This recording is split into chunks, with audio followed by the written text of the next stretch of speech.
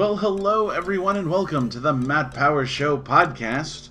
I'm your titular host, Matt Powers, former cartooned caped crusader and current elder millennial podcasting from some undisclosed basement near my mother's house. How are y'all today? It's a wonderful day outside today. I don't know I'm recording this well in advance, so I have no idea what kind of day it is outside, but let's just say it's a really nice day outside today. I hope you're all having a really great day. If you're new here, guys, or no, if you're a returning person, first off, thank you for coming back. I want to make sure I always thank you guys first because, hey, you're wonderful that you keep coming back and listening to my stuff. It really means something to me. But if you're new here, let me just tell you what we're doing. This is a podcast that's basically like a discussion. I'm not really trying to prove anything. I'm not trying to say, that I'm right and you're wrong about anything.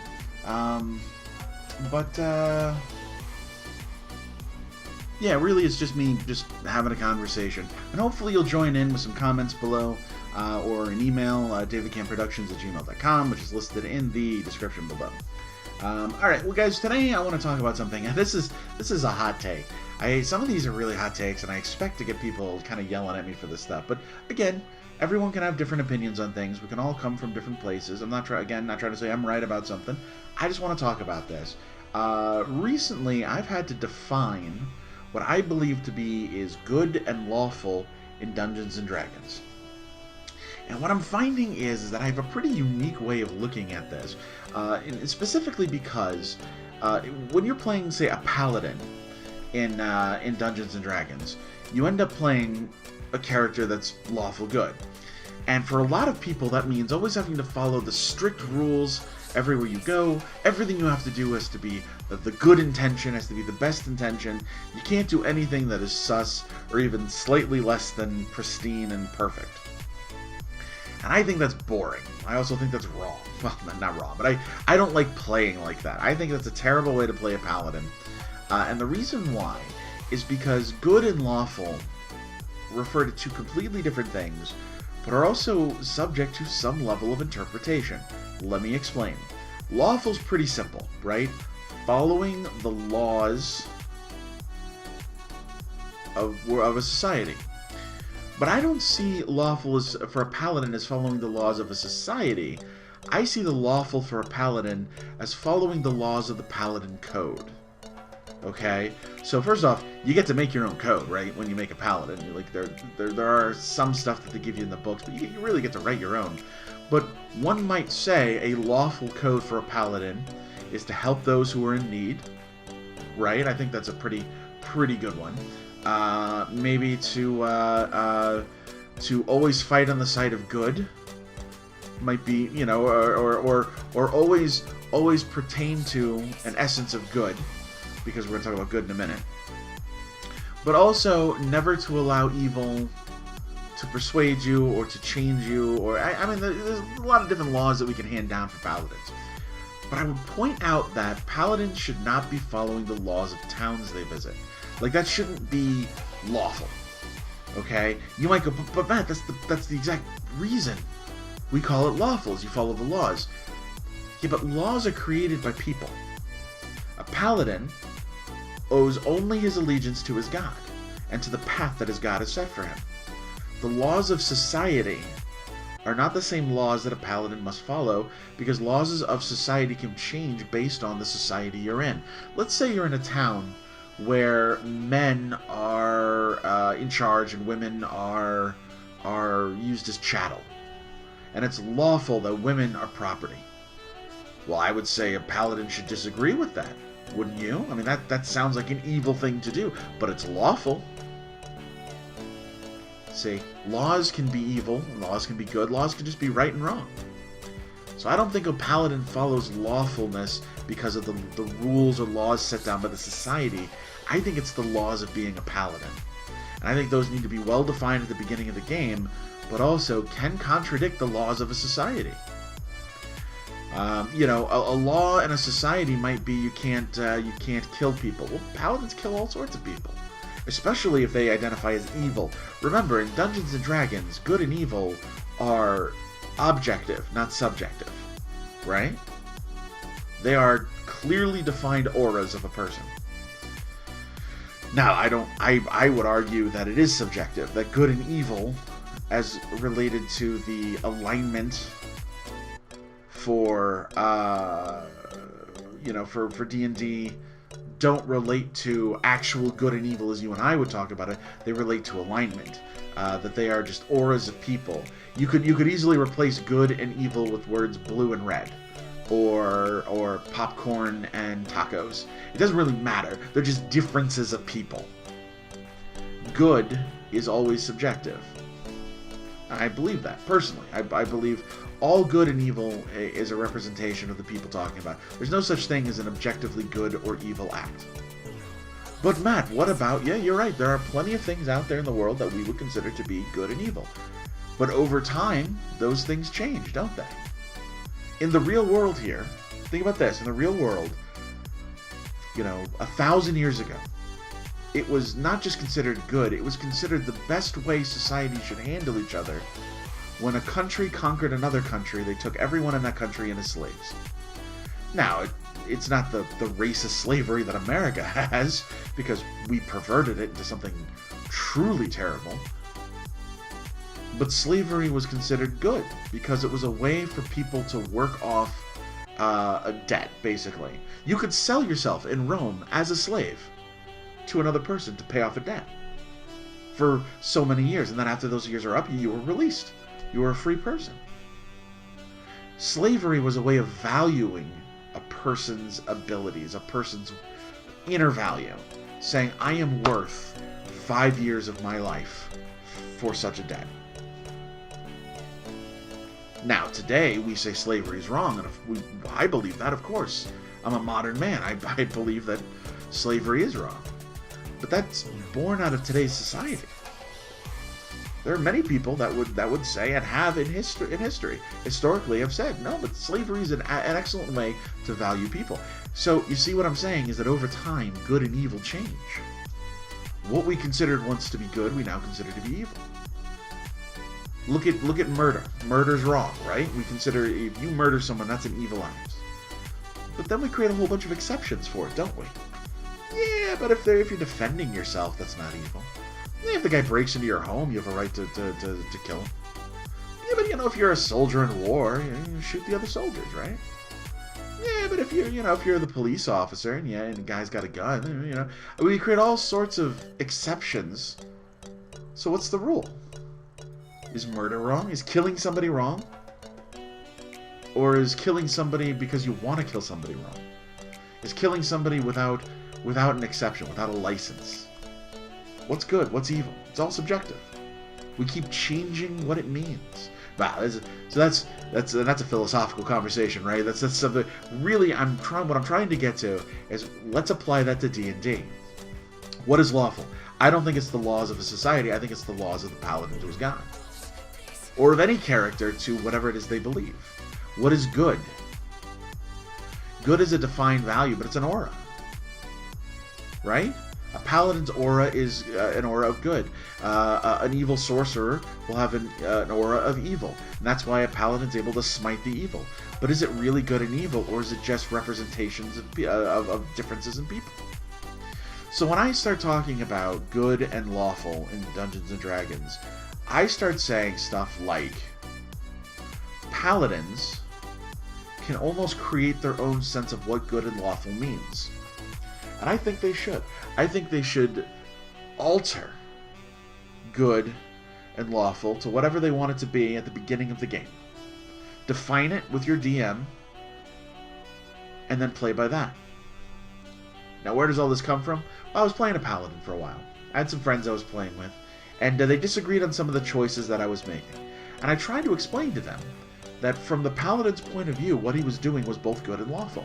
And they said, it's not about from the paladin's point of view, it's about what is good and what is lawful. I said, yeah, but it's different. It's subjective between all peoples, including the DM. The world itself, depending on the society you're in, sees good and lawful differently. Therefore, the paladin has every right to do some of the things he had done, even if you might objectively say, oh, that was sus, man, that was bad. Was it? Or was the paladin looking at trying to get to the overall goal? Does the ends justify the means here? Paladins kill all sorts of people, even if they're not evil. Does that make the paladin evil? No. Because the paladin's usually on a quest to do something for his god. Right? Well, in service to its god, paladin should be able to do many things which others would consider evil if the ends justify the means, because we've already established that in the fact that the paladin kills all sorts of people that aren't evil. Paladin gets caught up in a struggle between two societies and armies that are fighting each other and has to fight soldiers. Well, the soldiers aren't evil, they're just soldiers. Right? I don't think soldiers are evil. I think they're just people, just being soldiers. But a paladin has to cut them down. Well, if a paladin was only allowed to kill evil people, then the paladin wouldn't be able to fight in that combat, would he? Unless good and evil become subjective. Unless what the paladin is doing has to be in service to a greater form of good and lawful. Not from the perspective of what players think, but from the perspective of the paladin, from what the god has asked him to do. There's a great party game you can play. It's called the Trolly Problem. I'm sure plenty of you out there know what I'm talking about, but I'm going to explain it if you don't. Specifically, it's a philosophical conundrum in which you prove that there's no such thing as objectivity in good and evil. Okay? And here's how it goes. You are you on board a trolley. If you don't know what that is, it's like a train that runs through a city. Okay? It's on a track. You're on a trolley. There's no one else on the trolley. No other people, no conductor, nothing. The trolley is running under its own power. For whatever reason, the windows are locked, the doors are locked, you can't get off the trolley. There's no way to get off the trolley. You have no way of stopping the trolley or even slowing it down. The only thing you can do is there is a switch in the trolley that you're allowed to pull that switches tracks. And coming up ahead of you, there are two tracks. Okay? The first track is you look down the first track, the one you're currently on, and if you do not pull that lever, if you do nothing, the trolley will go right down that track. You see a person standing in the middle of the street, in the middle of the track. They're looking away from you. You can't tell who this person is, and they can't tell that you're coming at them. For sure, the trolley will hit this person if you do nothing, and kill them if you do nothing. And the only thing you can choose to do is switch the tracks and head onto a different track. Now, knowing this, you look at what's on the other track, and you notice there are 5 people standing on the other track. Again, all turned away from you. Not a single one of them can hear you or know you're coming or see you. There's no way to flag them down. There's no way to get them to get off the track. There's no way to stop the trolley or slow it down. If you switch tracks, you will hit all 5 of those people and kill all 5 of those people. You are currently heading down the track towards the one person, and if you do nothing, you will hit and kill that one person, but you can choose to switch tracks. What do you do? I think anyone in that situation, from a modern perspective, would say, I let the trolley kill the one person, because killing one person is better than killing 5, right? Okay, can we all assume that that would be the answer? Assuming you're not some genocidal maniac that wants to see everybody die? Okay. So now we've established good and evil. It is good that less people die. That one person dying is preferable to 5 people. That's your value for death. Alright. We've established it. Now let's do it again. Same scenario. You're on the trolley, headed down the track. Exact same thing. You can't get off, can't slow it down, can't stop it, can't signal anybody, can only pull the lever, right? You got one person standing in front of you on the track, and on the other track that you can switch to, there are 5 people. But you suddenly recognize the person standing on the one track. Now, I'm going to say, let's say I say, it's your mother, right? Now, for most people, oh God, it's my mother. If for any reason you hate your mother, or you don't have a mother, or that's not a... Imagine it's your husband or your wife. Imagine it's one of your kids. Imagine it's someone you desperately care about. It's the person you care about the most. So for this scenario, I'm just going to say, it's your mother standing on the track. But you don't know who the other 5 are. But you can definitely tell it's your mother standing on the track. Now what do you do? I know if it were me, my answer is, well, I flip the switch. I'm not going to kill my mom. 5 people I don't know is better than the one mother that I know and that I have. Aha! But if you make that decision, didn't we just establish that it's better to kill one person over 5? The point is that once you add information into the scenario, once you start adding particulars into the situation, you can change your opinion on what is good and bad. And therefore, good and bad are not objective, they are subjective. But then let's do it again. Let's do it round 3. Exact same scenario, on the trolley, mom's on the one track, 5 people on the other. But now you notice one of the people on the other track, one of the 5, is a baby. A little baby. Has its whole life ahead of it. What do? Do you still switch it and kill the 5, including a baby, to save your mom? Or do you say, well, I love my mom, but, my mom's had a good life. She's living it. She wouldn't want a baby dying instead of her. So she'll die. See, maybe you switch it back now. Maybe you say, I'll kill my mom instead of the baby. We'll play it again. Round 4. Exact same scenario. You're on the trolley. Mom's on the one track. 5 people on the other. One of them's a baby.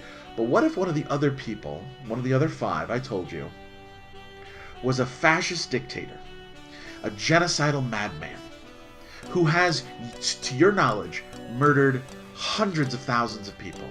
And just that morning, you read in the newspaper, you read an article or read it online, he gave an interview saying that if he lived till tomorrow, he was going to go back home and murder 1 million more people.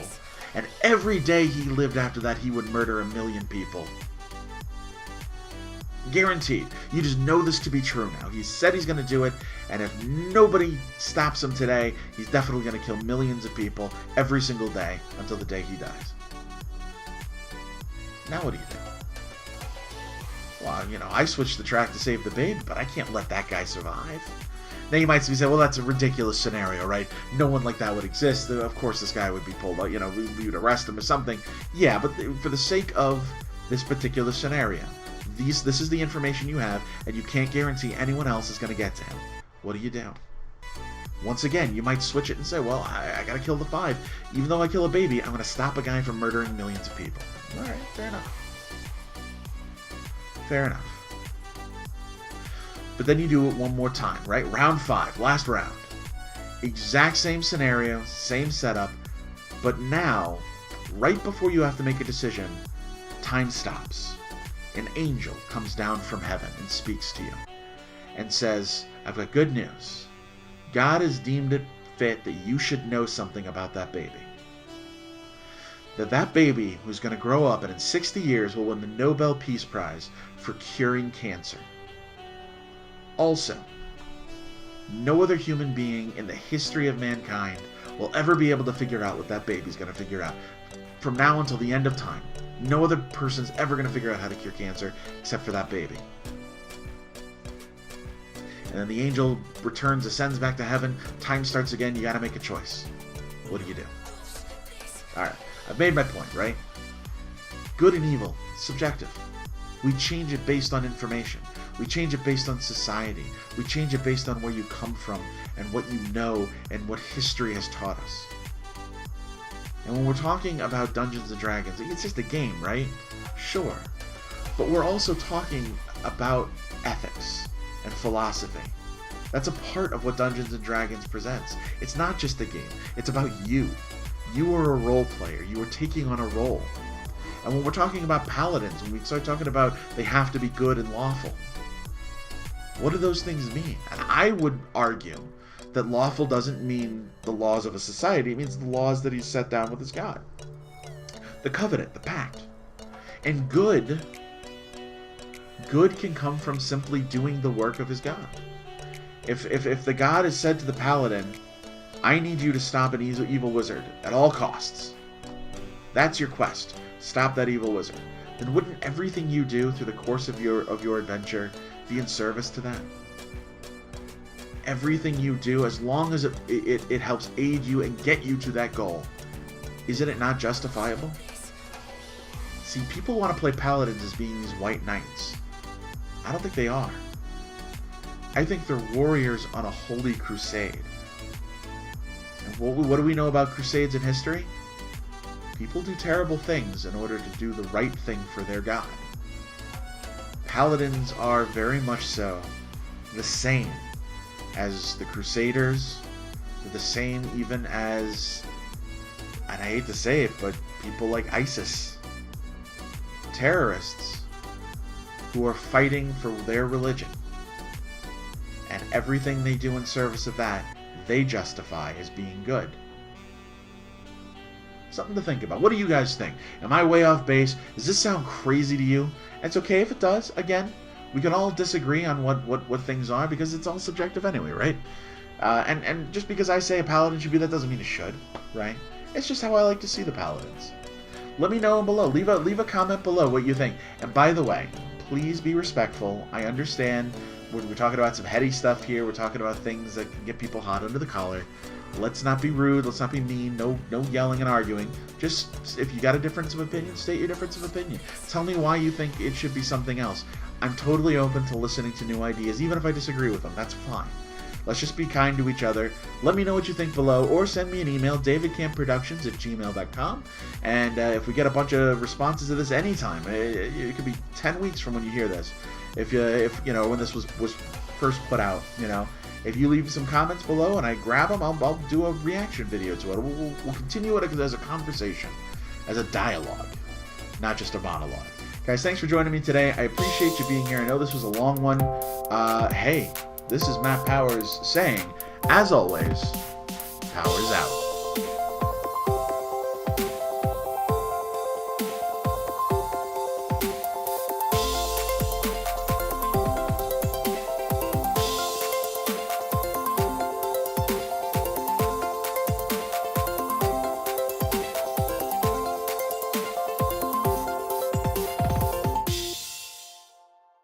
Through the vortex.